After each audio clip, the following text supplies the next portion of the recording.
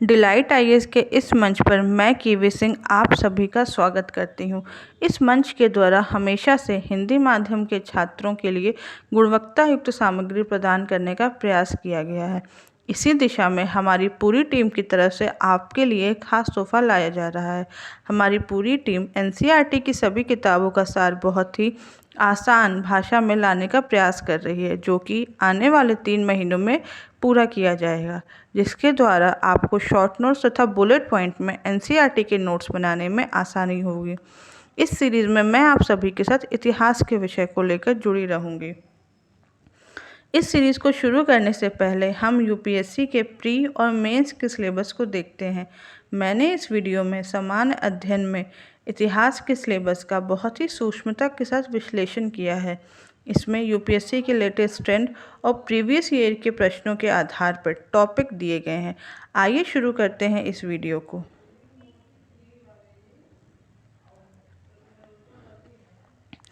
भारत प्रारंभिक परीक्षा के सिलेबस में भारत का इतिहास और भारतीय राष्ट्रीय आंदोलन केवल इतना ही दिया गया है। इसके बाद मेंस के सिलेबस में GS1 भारतीय विरासत और संस्कृति और विश्व का इतिहास यह दिया गया है। इसमें भारतीय विरासत और संस्कृति, विश्व का इतिहास, समाज, कला, साहित्य, वास्तुकला आदि के मुख्य पहलू, 18वीं शताब्दी से लेकर वर्तमान समय तक आधुनिक भारतीय इतिहास की महत्वपूर्ण घटनाएं, व्यक्तित्व तथा विषय, स्वतंत्रता संग्राम के विभिन्न चरण तथा उसमें योगदान देने वाले महत्वपूर्ण व्यक्ति तथा उनका योगदान, स्वतंत्रता के पश्चात देश के एकीकरण तथा पुनर्गठन के बारे में भी पूछा जाता है।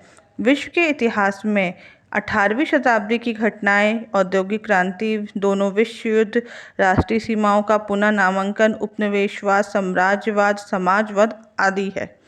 आइए देखते हैं इस सिलेबस का बुलेट पॉइंट्स में।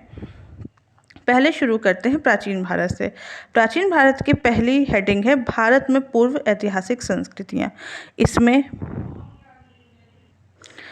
इसमें जैसा कि आप देख सकते हैं सामने इसके मुख्य पॉइंट्स की व्याख्या की गई, जैसे कि भारतीय पूर्व इतिहास, इसके स्रोत पाषाण युग, पुरा पाषाण युग, मध्यकाल, निथोलिक काल, ताम्रपाषाण काल, लौह युग आदि के बारे में बताया गया है। ये इम्पोर्टेंट टॉपिक्स हैं।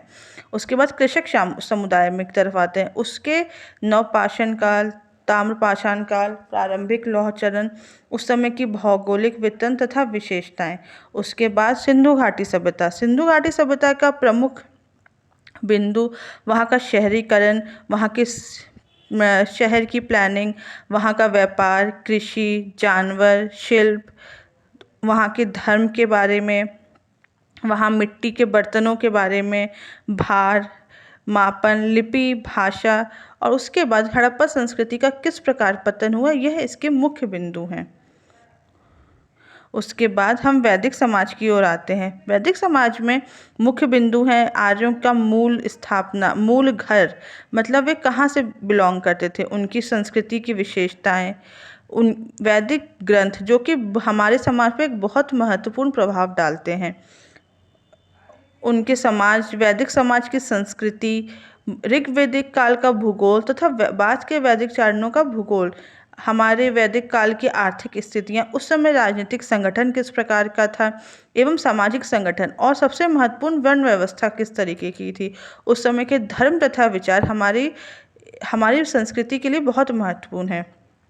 उसके बाद अगला है पूर्व मौर्य काल। इस समय राज्यों का गठन, 16 महाजनपद जो कि एक बहुत महत्वपूर्ण है, गणराज्य, शहरी केंद्रों का उदय होता है, हिरण्यक वंश राजवंश, शिशुनाग वंश तथा नंद राजवंश, यह मौर्य राजवंश के पहले के राजवंश हैं। उसके पश्चात मौर्य साम्राज्य का उदय होता है, जिसमें चंद्रगुप्त और बिंदुसार, मेगास्थनीज के बारे में, अशोक के बारे में, अशोक के शिलालेख तथा स्थल, यह एक बहुत महत्वपूर्ण बिंदु है। अशोक के धम्म के बारे में, मौर्यों का प्रशासन, अर्थव्यवस्था, समाज, कला और अर्थशास्त्र जो कि कौटिल्य द्वारा लिखी गई है, जिससे हमें मौर्य समाज के बारे में पता चलता है। उसके बाद हम आते हैं मौर्योत्तर काल में। मौर्योत्तर काल में जातियों का विकास किस प्रकार हुआ, संगम ग्रंथ किस तरीके के थे, सातवाहन और अन्य स्वदेशी राजवंश विदेशी राजवंशों का इस समय प्रवेश हुआ है भारत में, बाहरी दुनिया के साथ हमारा वाणिज्यिक संपर्क हुआ है, कला के स्कूल, यह भी इस समय के प्रमुख बिंदु हैं। इसके बाद जैन धर्म और बौद्ध धर्म का विकास हुआ है। उसके बाद गुप्तों का शासन आता है, गुप्त शासन का राजनीतिक इतिहास, गुप्त प्रशासन, गुप्त काल की संस्कृति, गुप्त काल में नगरीय केंद्र तथा गुप्त काल की आर्थिक स्थितियाँ, यह भी एक महत्वपूर्ण बिंदु है। उसके पश्चात हम आते हैं हर्षवर्धन। हर्ष का काल के स्रोत, उनका प्रारंभिक जीवन, उनका प्रशासन, उनके महत्वपूर्ण अधिकारी, उनके तहत अर्थव्यवस्था किस प्रकार थी, हमारे हर्षकालीन समाज की स्थिति क्या थी, वहाँ उस समय की धार्मिक स्थिति क्या थी, यह भी एक महत्वपूर्ण बिंदु है। उसके बाद हमारे दक्षिणी राजवंश, जो कि हमारे दक्षिणी क्षेत्र में थे, जैसे कि सातवाहन, पल्लव, चालुक्य, मुद्री के पांड्य, चोल राजवंश, राष्ट्रकूट, इन सब के बारे में हम प्राचीन भारत में पढ़ेंगे। फिर आते हैं मध्यकालीन भारत में। मध्यकालीन भारत में मध्य एशिया राजनीति और बाबर का भारत की तरफ प्रवेश, इसके बारे में बताया गया है। उसके पश्चात उत्तर भारत में साम्राज्य के लिए संघर्ष, जिसमें अफगान, राजपूत तथा मुगल तीनों ही प्रमुख हैं। इसमें इब्राहिम लोदी और बाबर के बीच का संघर्ष, पानीपत के युद्ध के बाद बाबर की समस्याएं, राणा सांघा के साथ संघर्ष तथा बाबर का योगदान तथा उसके आगमन से भारत पे प्रभाव। उसके बाद उत्तर भारत के साम्राज्य के लिए आने वाला संघर्ष, जिसमें हुमायूं आता है, हुमायूं की प्रारंभिक गतिविधियां आती हैं, उसका गुजरात अभियान, बंगाल अभियान तथा शेर खान अर्थात शेरशाह सूरी के साथ किस प्रकार का संघर्ष रहा है, उसके बारे में। फिर आता है उत्तर भारत में भारतीय साम्राज्य की स्थापना। इसमें शेरशाह सूरी के प्रारंभिक जीवन के बारे में, सामाजिक और राजनीतिक पृष्ठभूमि और शेरशाह के उदय के बारे में, सूर साम्राज्य के बारे में, फिर सूर साम्राज्य के पतन के बारे में भी जानते हैं। फिर अगला पॉइंट है मुगल साम्राज्य का सुदृढ़ीकरण तथा अकबर के बारे में। इसमें अफगानों के साथ हेमू का संघर्ष, फिर बैरम खान द्वारा संघर्ष, उसके बाद साम्राज्य का विस्तार किस प्रकार किया गया है, मालवा, राजस्थान, गुजरात तथा पूर्वी भारत के साथ अकबर ने किस प्रकार के संबंध बनाए, राजपूतों के साथ विशेष प्रकार के संबंधों का बारे में विवरण दिया गया है। उसके पश्चात हम आते हैं अकबर के आधिपत्य की अवधारणा के बारे में।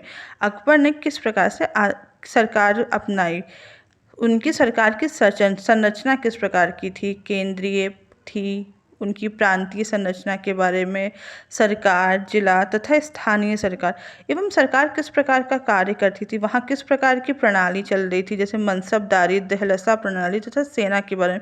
यह एक बहुत ही महत्वपूर्ण प्रणाली थी जिसने भारतीयों में मुगलों की सत्ता को स्थापित किया था। अकबर के धार्मिक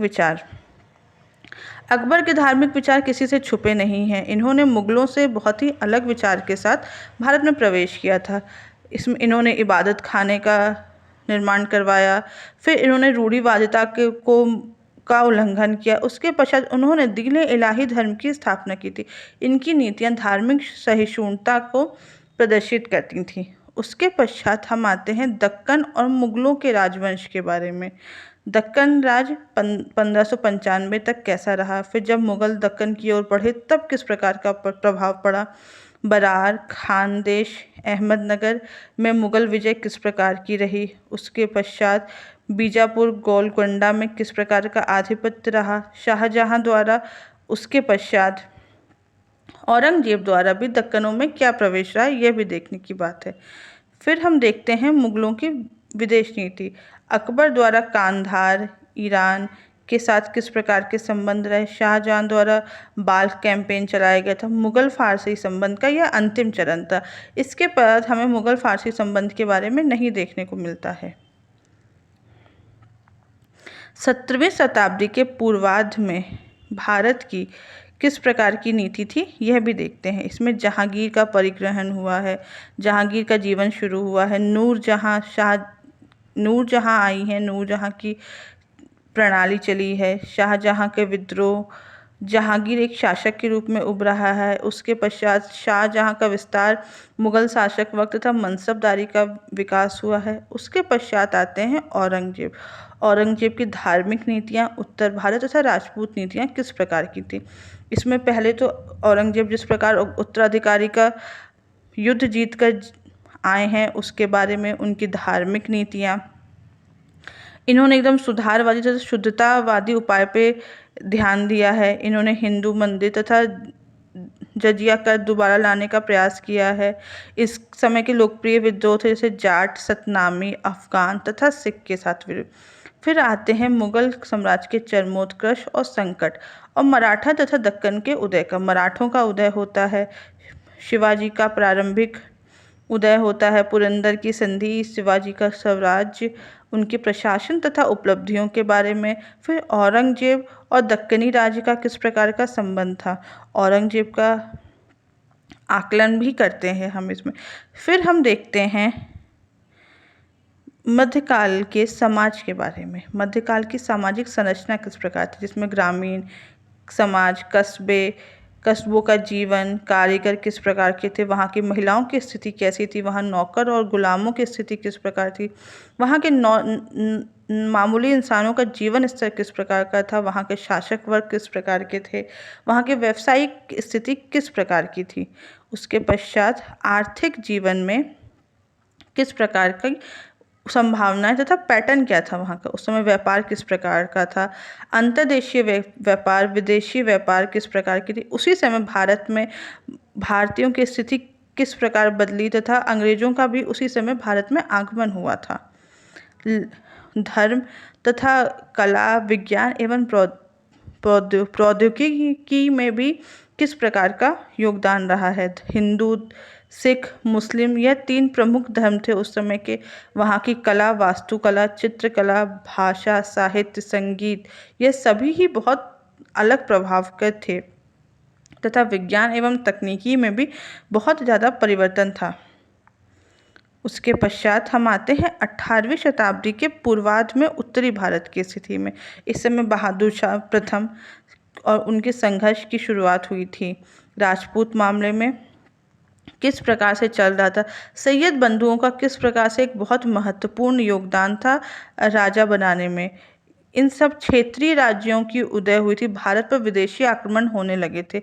उसके पश्चात हम आते हैं वर्चस्व के लिए किस प्रकार मराठों की नीति क्या थी। मराठा ने गुजरात और मालवा में किस प्रकार आगे बढ़े, मराठा दोआब और पंजाब में आगे बढ़े। यह मराठों की नीति 2 चरणों में चली थी, पहला 1741 से 52, फिर 1752 से 61। फिर आता है पानीपत का तीसरा युद्ध जिसने मराठों का सर्वनाश कर दिया था। फिर हम आते हैं आधुनिक इतिहास में। इसमें 1857 से पहले का परिदृश्य देखते हैं, जिसमें उत्तरवर्ती मुगलों के बारे में दिया गया है। 18वीं शताब्दी में किस प्रकार क्षेत्रीय शक्तियों ने का उदय हुआ है, भारत पर अंग्रेजों की विजय कैसी हुई है, और 1857 से पहले किस प्रकार भारत पर ब्रिटिश शासन की हुकूमत आ चुकी थी। उसके पश्चात 1857 का विद्रोह हुआ है। उसके बाद भारत में राष्ट्रीय आंदोलन की शुरुआत हुई है 1858 से 1905। यह एक तरीके का राष्ट्रवादी आंदोलन था। उसके पश्चात स्वदेशी आंदोलन, फिर सरकार द्वारा भारत सरकार अधिनियम 1909 लाया गया है। फिर होम रूलिंग आंदोलन की भी शुरुआत हुई है। उसके बाद आता है स्वराज के लिए संघर्ष, जिसमें 1917 गांधी जी का उदय होता है, खिलाफत आंदोलन होते हैं, असहयोग आंदोलन होते हैं, स्वराज पार्टी की स्थापना होती है, क्रांतिकारी के आतंकवाद चरण की शुरुआत होती है, साइमन कमीशन तथा नेहरू रिपोर्ट इस समय आती है। उसके पश्चात स्वतंत्रता संग्राम की शुरुआत होती है। इसमें सविनय अवज्ञा आंदोलन, गोलमेज सम्मेलन, पूना पैक्ट, भारत सरकार अधिनियम 1935, त्रिपुरी सेशन, जो कि बहुत इम्पोर्टेंट सेशन है, 1939 में अगस्त प्रस्ताव लाया गया महात्मा गांधी जी द्वारा, व्यक्तिगत सत्याग्रह किया गया था। फिर हम जाते हैं स्वतंत्रता की ओर, जिसमें रियासतों में संघर्ष होता है। द्वितीय विश्व युद्ध शुरू हो जाता है इसी समय, और इसका हमारे भारत पे क्या राष्ट्रवादी प्रक्रिया होती है, इसके बारे में जानते हैं। फिर एक बहुत ही दुर्भाग्यपूर्ण घटना जो कि भारत का विभाजन है, जिसमें उसके पश्चात उसमें सांप्रदायिकता का उदय होता है। वेवल योजना, कैबिनेट मिशन योजना, माउंटबेटन योजना, यह तीनों योजनाएं भी बहुत प्रमुख हैं। स्वतंत्रता संग्राम के दौरान और जो महत्वपूर्ण टॉपिक हैं वो हैं भारतीय पुनर्जागरण, सामाजिक धार्मिक आंदोलन, अंग्रेजों के लिए किए गए नागरिक विद्रोह, ब्रिटिश काल में किए गए जनजातीय आंदोलन, ब्रिटिश काल में किए गए किसान आंदोलन, मजदूर वर्ग का आंदोलन, सांप्रदायिकता का किस प्रकार उन्होंने विकास किया, वामपंथी तथा साम्यवादी रुझान, ब्रिटिश काल में किस प्रकार शिक्षा का विकास हुआ, यह भी एक देखने वाली बात है। उसके बाद स्वतंत्रता संग्राम में महिलाओं की क्या भूमिका थी, भारत के प्रमुख गवर्नर जनरल, भारत के वायसराय एवं महत्वपूर्ण व्यक्ति, जितने जो व्यक्तित्व हैं जो महत्वपूर्ण, प्रमुख समाचार पत्र पत्रिकाएं एवं कांग्रेस अधिवेशन, यह भी एक महत्वपूर्ण बिंदु है। उसके बाद हम आते हैं स्वतंत्रता के बाद भारत में। स्वतंत्रता के बाद भारत राज्यों के पुनर्गठन, किस प्रकार राज्यों का पुनर्गठन हुआ है, उससे संबंधित बिंदु दिए गए हैं। उसके बाद भारत में भाषा और क्षेत्रवाद का उदय होता है। उसमें कौन कौन से प्रमुख बिंदु हैं, जैसे कि संवैधानिक स्थिति, भाषा नीति, भाषा का क्षेत्रवाद और हिंदी के कारण विवाद। फिर जनजातीय मुद्दे आते हैं। फिर आता है महिलाओं द्वारा किया गया आंदोलन, महिलाओं की स्थिति के लिए सरकार की क्या नीतियां बनी गई हैं, उस समय की क्या थी। फिर भारत की प्रमुख समस्या जो कि जातिवाद है, भारत में किस प्रकार की जाति प्रथाएं चल रही थी, अंबेडकर आंदोलन, भारत के संविधान में क्या प्रावधान किए गए हैं जातियों के लिए, इसके बारे में आता है। फिर सांप्रदायिकता, जो कि एक बहुत ही ज़्यादा दुर्भाग्यपूर्ण है जो हमारे देश में अभी तक है, जैसे कि धर्मनिरपेक्षता, भारत में सांप्रदायिकता के कारण क्या हैं, सामाजिक सुदृढ़ीकरण कितना ज़रूरी है सांप्रदायिकता को कम करने के लिए। फिर आते हैं भाषीय अल्पसंख्यकों पे, यह भी एक बहुत महत्वपूर्ण मुद्दा था। फिर कृषि, उस समय हमारी कृषि की क्या स्थिति थी, हमारे सेवा क्षेत्र क्या थे, हमारे उद्योगों की क्या स्थिति थी, किस प्रकार हमारे यहाँ भूमि सुधार करने की ज़रूरत थी, और हरित क्रांति के बाद कौन से मुद्दे उभरे थे, यह सारे भी बहुत महत्वपूर्ण मुद्दे हैं। हमारे उद्योगों की क्या स्थिति, स्वतंत्रता के बाद भारत का औद्योगिक विकास हुआ, इसके बारे में किस तरीके से उसका क्रमिक विकास हुआ, उसके बारे में हम जानते हैं। फिर निजी क्षेत्र, स्वतंत्रता के बाद हमारे निजी क्षेत्रों में क्या विकास हुआ, औद्योगिक नीति में क्या विकास हुआ, इन सब के बारे में भी जानते हैं। फिर आती है स्वतंत्रता के बाद की विज्ञान और प्रौद्योगिकी की नीति। उस समय तक हमारा विज्ञान और किसी भी प्रकार का विकास नहीं किया था। उसके स्वतंत्रता के बाद हमारे विज्ञान और तकनीकी में प्रवेश के संस्थागत ढांचे का निर्माण किया गया है, हमारे यहाँ उसको बढ़ाने के लिए प्रयास किए गए हैं। फिर हम आते हैं विश्व इतिहास में। विश्व इतिहास में आधुनिक युग की शुरुआत हुई है, किस प्रकार से सामंती व्यवस्था का विघटन हुआ है, पुनर्जागरण काल आया है, और मानवतावाद, कला, साहित्य, वास्तुकला, साहित्य, विज्ञान आदि में सुधार आए हैं, अनेक प्रकार की खोजें हुई हैं, व्यापार हुआ है। इस सब का परिणाम स्वरूप उपनिवेशीकरण किस प्रकार से उभरा है, राष्ट्र राज्य का उदय हुआ है। उसके पश्चात हम आते हैं फ्रांसीसी क्रांति, जो कि हमारे इतिहास में बहुत महत्वपूर्ण भूमिका निभाती है। इसमें फ्रांसीसी क्रांति में के क्या कारण थे, नेपोलियन के अधीन फ्रांस की क्या स्थिति थी, क्रांति का क्या प्रभाव पड़ा था। इसके बाद आते हैं यूरोप में राष्ट्रवाद पे।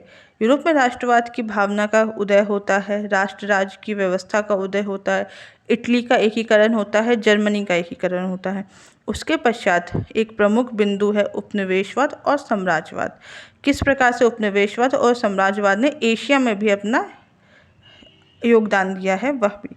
किस प्रकार अमेरिका का उदय होता है, अमेरिका में स्वतंत्रता संग्राम के द्वारा संयुक्त राज्य अमेरिका की नींव रखी जाती है। इसके बाद अमेरिकी क्रांति का क्या प्रभाव पड़ा, यह भी काफ़ी महत्वपूर्ण है। प्रथम विश्व युद्ध से हमारे हमारी विश्व की नींव हिल गई थी। इसके प्रमुख कारण क्या हैं, प्रमुख घटनाएं क्या हैं, इसके परिणाम क्या हुआ, प्रथम विश्व युद्ध के बाद विश्व की स्थिति क्या हो गई थी तथा लीग नेशंस की स्थापना हुई थी, यह भी एक प्रमुख बिंदु है। उसके बाद हम आते हैं रूसी क्रांति में। रूसी क्रांति से पूर्व क्या घटनाएं घटी थी, वह भी मुख्य है। रूसी क्रांति के कारण, परिणाम तथा युद्ध के बाद रूस की क्या स्थिति हुई है, यह सब महत्वपूर्ण बिंदु में आते हैं। फिर 1919 से 1939 तक व्यापक मंदी का समय था। इस समय इटली में फांसीवाद, जर्मनी में नाजीवाद तथा यूएसएसआर यानी कि सोवियत संघ की स्थापना हुई थी। उसके पश्चात द्वितीय विश्व युद्ध होता है। द्वितीय विश्व युद्ध के कारण, परिणाम, उसका विश्लेषण, उसके बाद किस प्रकार से यूनाइटेड नेशंस की स्थापना होती है, यह भी एक प्रमुख बिंदु है। फिर हम आते हैं मध्य पूर्व में विकास के अरब राष्ट्रवाद, इजराइल, ये किस प्रकार से हमारे लिए महत्वपूर्ण है। शीत युद्ध अमेरिका तथा यूएसएसआर द्वारा के मध्य एक प्रकार का युद्ध था, जिसमें किसी प्रकार के हथियारों का प्रयोग नहीं हुआ था। इसमें क्या बिंदु थे, कैसे हुआ था, यह देखने योग्य। क्यूबा मिसाइल संकट तथा परमाणु हथियारों की यह एक दौड़ थी।